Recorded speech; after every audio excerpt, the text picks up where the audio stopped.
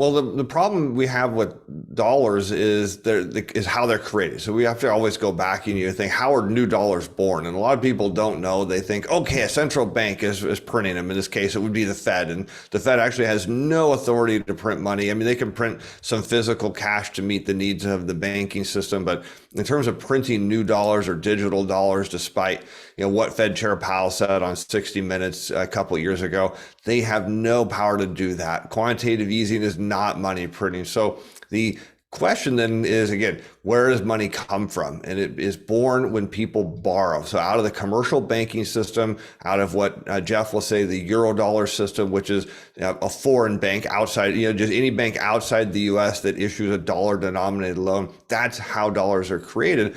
And the problem is we're not creating enough of them. And then when we kind of look back to what quantitative easing did in the pandemic, and the kind of really will cement this, is to save the U.S. economy. What did the U.S. government do? They borrowed a bunch of money, which when we borrow here in the U.S. is predominantly from foreign sources. Now, sure, there's people, domestic, mute funds and pension funds and individuals that purchase it.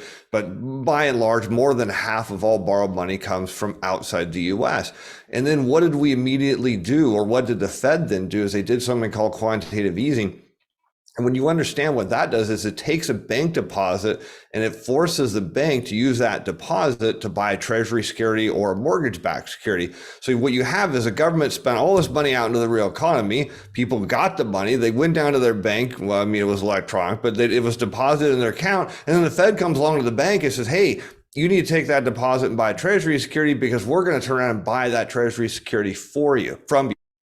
So the issue is, why is there a dollar shortage? Is because effectively the United States government sucked all this money out from the other part of the world to put it into the commercial banking system. The Fed put it on lockdown and it didn't get cycled back to the rest of the world. And that's where we see dollar shortages, because here in the US, I don't see a dollar shortage, right? I can open up my bank account and say, well, there's dollars in there. But outside to the other part of the world, well, there is a dollar shortage. There's a lot of dollar denominated debt that gets built up because, again, the dollar is a reserve currency. And what do they need to pay on those dollar denominated loans? They need dollars. What do we need to run, global commerce? We need dollars. What do we need to buy commodities to produce things? Dollars. There just isn't enough of them. So are you seeing a potential dollar squeeze occurring, or like it could happen in the future, or have you already seen that? Well, we're seeing it now. I mean, that's why the dollar, I don't know where the DXY is today, but, somewhere north of 112 and looking like it's going higher. And that's all it's indicating is, we just don't have enough of these things. And that's why you see this panic in the treasury market. A lot of it is due to the Fed raising rates. They're concerned for inflation. The other side is, when you look outside the rest of the world, and people hold their dollar savings in treasury securities because they're very liquid. Now, in a dollar denominated system, you don't want to be selling your treasury securities. That's like your savings account.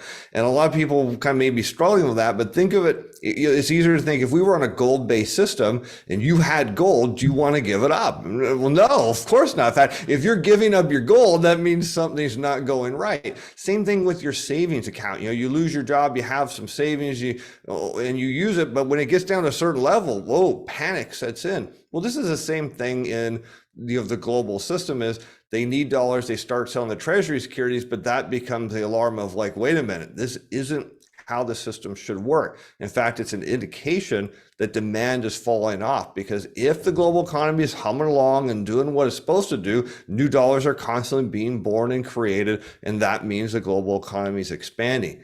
When we see a dollar shortage, particularly in this case outside the US, we see foreign central banks starting to sell treasury securities. It's a strong indication of a contracting global economy and deflationary money.